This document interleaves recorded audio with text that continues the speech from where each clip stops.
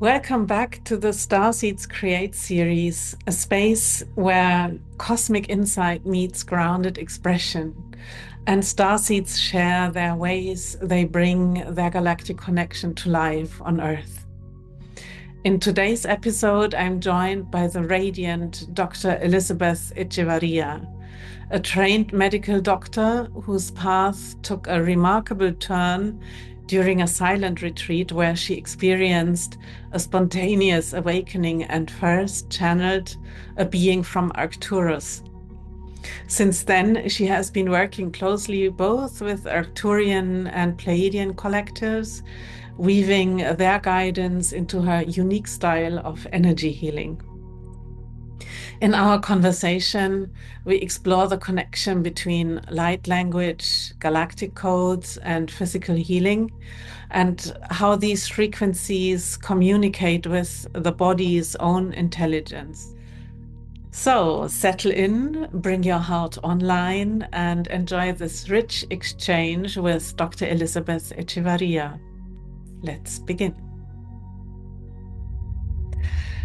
Hello, Elizabeth, and welcome to the show. I'm so excited to have you here. We already had a discussion or a conversation on your channel, and I will put the link below because I feel this is the first part that we did, and now the second part, the follow-up, is this time around here on the Starseeds Create podcast, and I think we won't be done after that. I think the conversation will continue. So I'm so glad to have you here. Welcome. Thank you so much, Miriam. It's my pleasure to be here. I'm been very much looking forward to this conversation. Yeah, we have prepared a couple of really interesting topics. And before we dive in, maybe you tell us a bit about your journey, your galactic journey, if you wish, uh, and Yeah.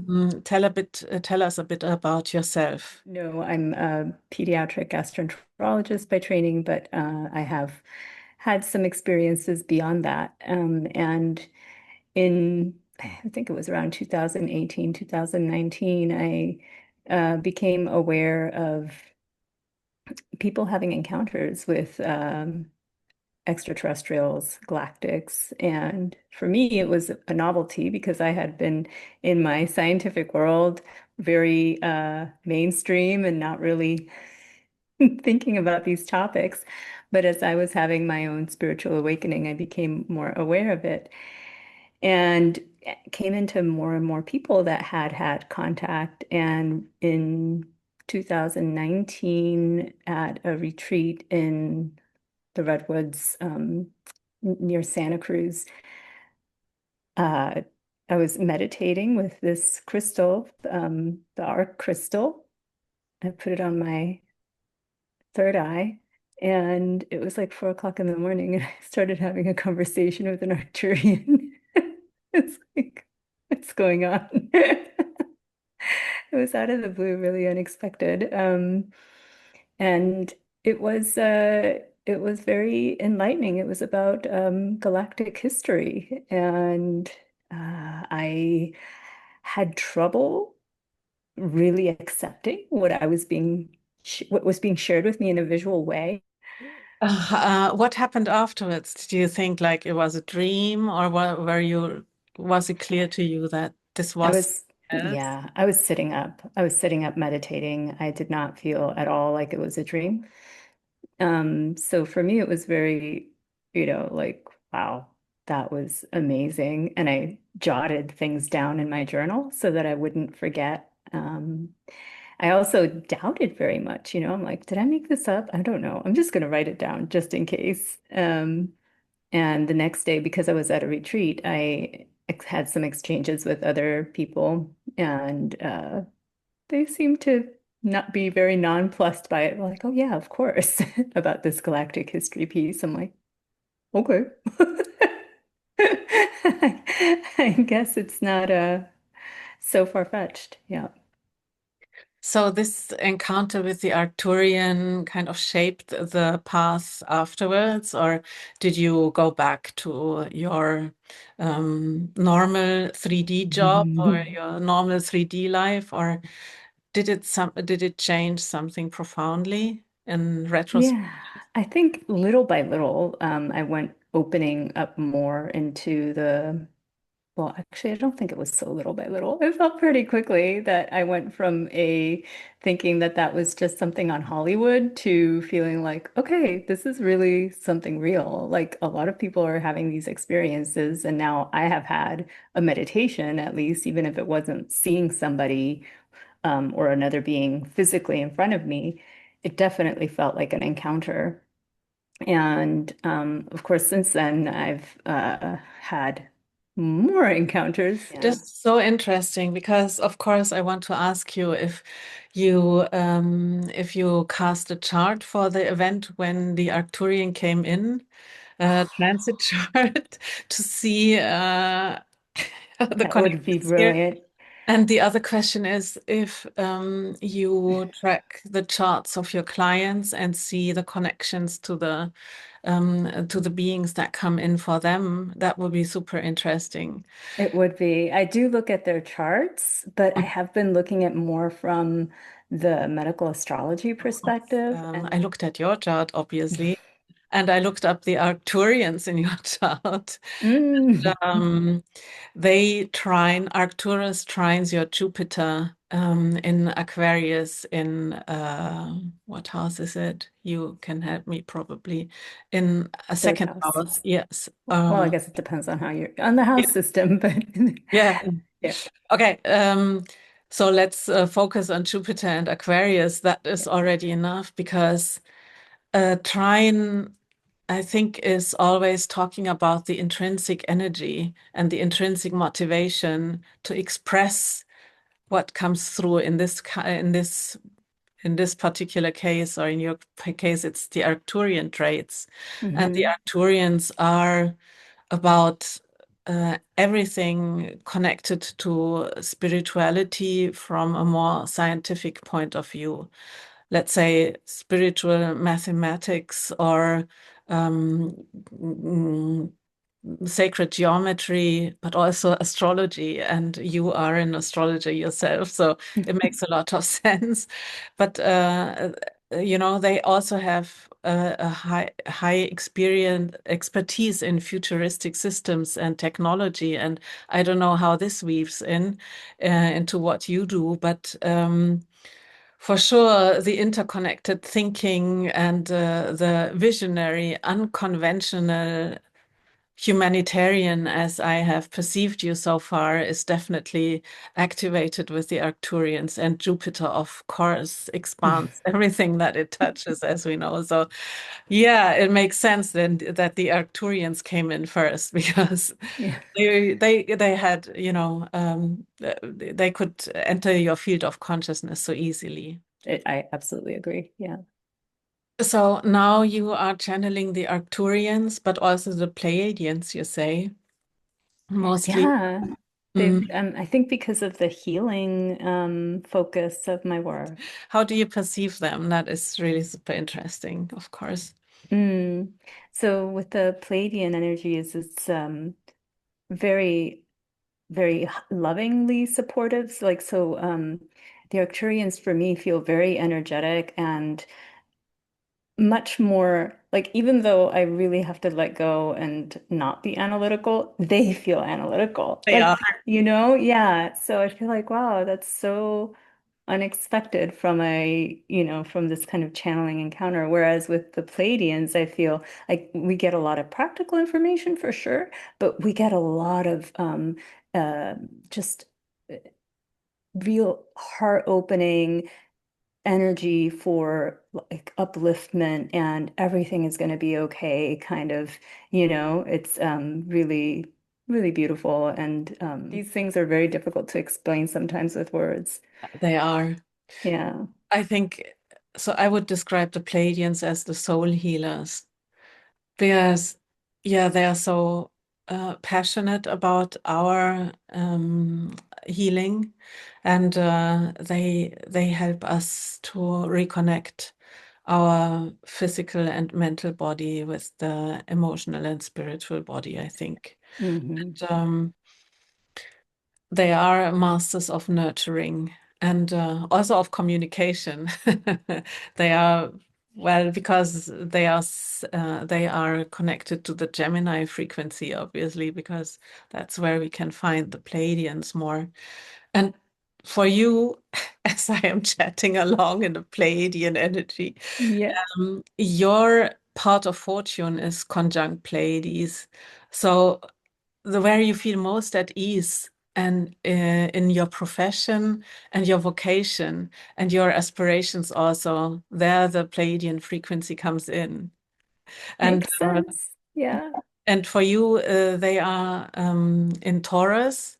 So it is about the physical body and the realm of the matter where they support you. I find this so beautiful. You Mm. have this Pleiadian healing team around you as a doctor yourself, and we will talk about the more holistic approach that you have. So it is really so nice because it is about divine divine light in form that moves through you.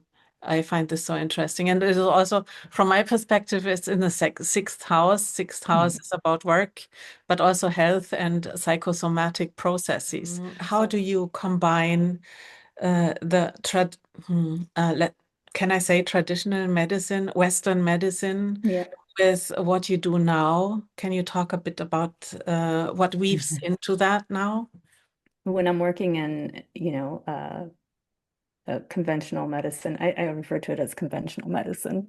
But yeah, conventional medicine setting. Um, I will connect with my intuition to see, okay, like what's needed here. But because in the setting that I'm in, I will focus on using the tools that are available there to you know, yeah, whether it's diagnostics or treatments, if I feel really confident from the interaction, the information that I've gotten, and, I get to do hands-on, I get to do a physical exam, and, that you get a lot of information exchange there. Even though it may not, like I have my analytical mind doing the assessing, and then I also have my feeling sense of what's going on. But then there's also this energetic exchange that is not spoken. Sometimes I get like really clear information from probably a guide or maybe the higher self of the child or person that I'm working with. Uh, that, to look in a certain area or to ask something that I wouldn't have necessarily usually analytically gone to. I don't do any hands-on healing officially. But every time that I touch someone, I do it with intention to heal. So there could always be some positive transmission there if it's aligned with the highest good of the client, of the patient, you Hmm. know? And the other thing I would say is I like using plant-based medicines. So I call them my plant allies to help as much as possible over using more chemical-based things, which can be helpful sometimes, but not exclusively. If we assume that our souls need a certain frequency to come through and embody themselves in this incarnation, we, on one hand, hold the blueprint of the human body with all of what traditional medicine talks about, but Mhm. we also hold the soul blueprint, and that talks about something else entirely. So maybe a Pleiadian starseed, let's say, that comes in needs a completely different set of medical attention than a Syrian starseed or someone who holds Syrian codes plus a lot of I don't know, Centaurus codes. The possibilities are endless because we traveled so far and we hold imprints or we hold imprints in our DNA from all of our experiences, I believe. So how would this future medicine look like in your eyes, in your mind? Yeah, I love thinking about this forward. Yeah, how we may be practicing medicine in the future, taking into account galactic background.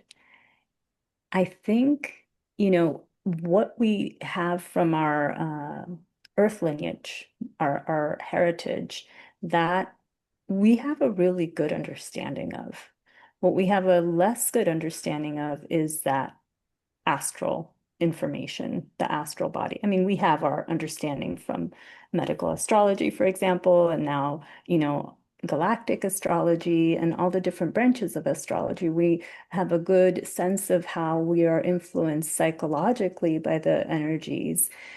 And now the question becomes, how do these frequencies interact with the host, if you will, with the body host, um, Yeah. to express, on the one hand, express like who we are here as humans, but on the other hand, where are there dissonances that need special tuning? When you think about galactic background or galactic influences, you might be also working more on an energetic level, Right. and I have these clients and patients, some who are extremely sensitive to energies and to energy work. And then there are others who have very little response to that because most of what they're bringing forward as illness or conditions is emanating from the earth stream. And there we really need to work with substance. So with plants, with minerals, um, with things of substance. Yeah. On the other hand, you work, I think, with light language and galactic codes to enhance physical healing, or you combine all three of them. So here we have a form of frequency healing already, which is supposed to be at least one of the future medicine directions we are going to. How does light language, especially, and the galactic codes you are talking about, how does that weave into that? Light language is it's frequency medicine, similar to how crystal bowl healing or Tibetan bowls or the different frequencies that we can tune into, solfeggio, etc. These have an effect on the physical as well as on the energetic. You can measure the effects on the physical, you can measure the vibration, and similarly, you can feel the energetic changes. So light language is a medicine for now and for the future. What we tune into with light language, it goes beyond what we can make sense of with our analytical mind. And so I think and I feel very much when I transmit language for myself or for clients that it is an energetic transmission at a level that is not just on the physical vibrational, but also on the subtle energy level. And tuning, like bringing into resonance the awareness of the receiver. Yeah. So light language is a bridge between the sender and the recipient. Of course, it is a language. Uh, but if we look from it from the recipient's end, when light language comes in and you speak light language, Mhm. do you know where the light language comes from? Do you have an idea of who is healing the client? Because I think personally, Yeah. and we can have a discussion around it, we do not heal. It is we are a conduit, and in the best sense, we all heal together, because when we are with a client, then of course healing happens, and it happens not only for the client, it happens for us as well. Yeah. So there's Yeah. a beautiful side effect in this. Yes. Um, and So you say you are connected to the Pleiadians and to the Arcturians, so obviously a lot of light language comes through from them. But Mhm. I think that also light language comes through from specific star systems, star families directly connected to the client, right? Most of the time when I work with clients, I go into the Akashic records of the client, and from there, from this elevated space, I will ask for whatever energies need to come in, and I'll transmit whatever light language comes in through there. Now, within the Akashic records, all of the client's guide team is there, and would call in any frequencies that are necessary. I'm just letting that come through. And so what I notice is that there's different types of things that come out, right? Different tones, different vowels, yeah, and consonants. So Yeah. sometimes it sounds very ancient, like one of the ancient languages that we may have spoken here. Oh, this is so fascinating because light language is emerging big time now. I think more and more people tune into it. And I also think that it is a precursor for our telepathic abilities that come online more and more. You told me before the interview that you have strong connections to Sirius also and the ancient Egyptians. Let's explore this a bit more. Mhm. How does that play into your healing field? Yeah. Mm. I went to Egypt last year. That was also a very activating trip for me. Felt, yeah, well, what came up was really intense in the Great Pyramid. Maybe when you were in the Great Pyramid, were you connected to the Akashic field? Do you remember that? I had a conversation with Khufu, Mhm. Kafre, Khufu, Yes. the one with the Yeah. retained top. Pausing because we did this meditation around the pyramids before we went in for our private visit. And I paused and put my back against the Great Pyramid and asked what message it had for me. And Mm. it said, "You just enjoy your time. Don't be scared." I'm like, "I'm not scared. What are you talking about? I'm not scared of anything." Like, all right, we'll talk later. I go in and Alunya, I was with Alunya for this trip. She said, okay, she divided the groups into an upstairs group in the King's Chamber and a downstairs group in the uh, underground chamber Mhm. um, to start, and then we would flip. So she looked at me, she's like, "You're going in the underground chamber first." I'm like, okay. So, but I knew already that that was going to be my assignment. It was like just a confirmation. Like, all right, okay, I knew. I go down there and I'm like, oh, and she had been talking about this tiny tunnel that goes, you go in the bottom, the underground chamber, and then like there's like a hole in the ground, and then you have to go to the other side, and there's a tunnel, and it goes very deep and it's narrow, and you have to get onto your hands and knees and crawl. I go in, I'm like, well, I'm gonna experience this amazing tunnel. She said it was like the birthing canal or something. I'm gonna Mhm. go there. So I go there, first one in, and I start panicking. I start having a panic attack in it. I've never had a panic attack, and I was like trying to convince myself that it's okay, thinking, okay, come on, heart of a lion, you can do it. And I was just paralyzed. I said, sorry, guys. Everybody was crawling behind me. There was like three other people crawling behind me. I'm like, I gotta get out. I gotta get out. They had to all backtrack and let me out. And so then I thought to myself, I guess this is what he meant about not being scared. So, yeah. And then any other information that I received was cannot be explained in words. It was all really a physical experience. It was a huge release, a lot of energy flowing through the body, um, and a lot of love. Like in the King's Chamber, we were lying in the sarcophagus, Mm. and there was chanting to resonate the chamber. And there it was just a huge heart opening. It's just amazing. Yeah. Yeah, it is a Mm. healing device, right? Amongst Yeah. others, Yeah. but for sure not a tomb. No. Nothing for the dead. Just No, it is not a tomb. Mhm. Yeah. So this is such an interesting story because this is actual. This is such a one-to-one experience of what we have when we enter the Akashic field, right? There is a direct response in our reality here, Hmm. and vice versa, supposedly.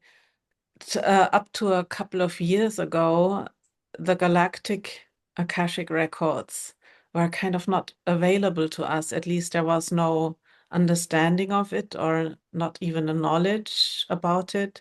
We had to rediscover it. And now that we are more and more tuning into the galactic realms that we are Yeah. part of. Yeah. Now the galactic Akasha are opening up to us more. Um, so have you experienced something beyond that? I do receive information through like spirit communicates with me in where it can catch my attention, you know, because I'm always like kind of occupied with a lot of things. So, a friend who also I met in this trip in Egypt, and he's claircognizant, Daryl. He writes emails about what he has all of this galactic information very accessible to him. And he shared a story about the planet Maldek. Oh, And yeah, and as I read it, I'm like, but Daryl, what about Tiamat? You're forgetting the story of Tiamat. And I don't know why I said that. I was just like, I just had it like all of a sudden in me. right. Then it showed up in my dreams, and then there was a meditation. And so there was like this connection between me and Tiamat. So Oh. these things, they come about in like this magical uncovering way. But let's talk about your program that you have set up for this year. And I think that is very important and at this time for all of us. And yeah, just talk a bit about what you have uh, Yeah. put together for us. Thank you. Thank you for that opportunity. So actually, it's one of these things again that came out of the blue, landed onto my lap, as I first reached out to work with a coach, and she was working with my dreams, helping me decipher my dreams, and then asking me questions. And I was connecting with the Akashic records and finding out what it was that I needed to bring down. And it was just like I was just getting bits of information and we were assembling it and realizing, oh, only now in retrospect, I'm realizing it's the lunar path of soul development, which is one of the very ancient Mm. mystery schools for initiation for spiritual development. Um, so of course, you know, I didn't develop it, right? It's just I brought it like I got the information. I didn't have the idea of that this is the way it had to be. I think that if I were to make it very pragmatic, then I would not have done it that way.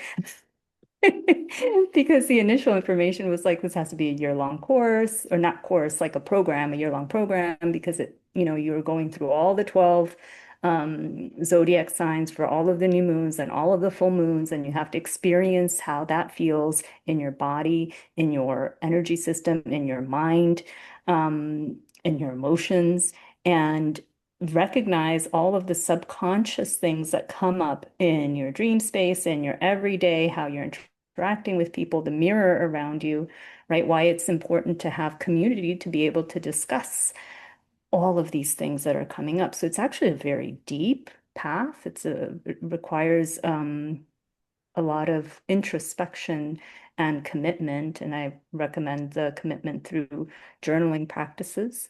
Hmm. And not to overload it because you can overload it, but you can go in as deep as you have the capacity to, as you have the bandwidth to.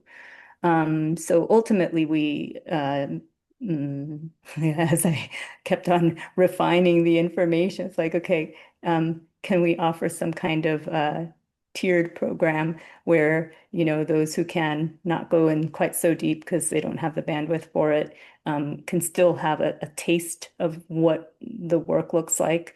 Then the middle tier, which is, the where most of your most of it gets done in that middle tier, and then an upper tier for those who want to go really deep. Um, and with live ceremonies at the new moon and at the full moon, with channelings occurring at each of these live ceremonies, and then channeled guidance as well in between. I just want to go back to your chart for a moment and Yeah. circle back to the Galactic Center also, because on your MC, on your midheaven, which talks about your profession, your vocation, your aspiration, also, Mhm. you have the Great Attractor. And the great attractor is one of the supracosmic points that talks about the inclusion and the integration of fractals of the whole. And that's why I was smiling when you were talking, because I actually saw the great attractor in motion here, integrating all of what these old mystery schools, these archetypical energies that they hold. How do we bring that into our daily life now in this, uh, yeah, advanced technological civilization we're in, and reconnecting us with the deeper and very ancient and primordial forces, even with the moon's ceremonies? Yeah. This is so interesting. And also, talking about complexity, you have also the supergalactic center on your ascendant.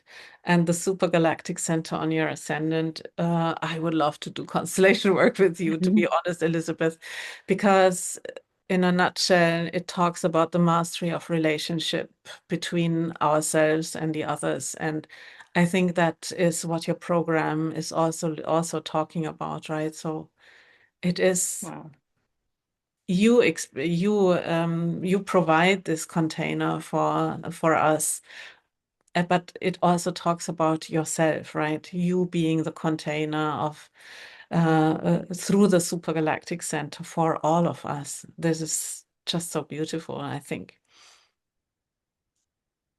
Congratulations. Thank you. It's like I don't know what to say for that because whenever I think about the hugeness of it, it's a little bit, well, as a human, it just feels um kind of overwhelming, you know?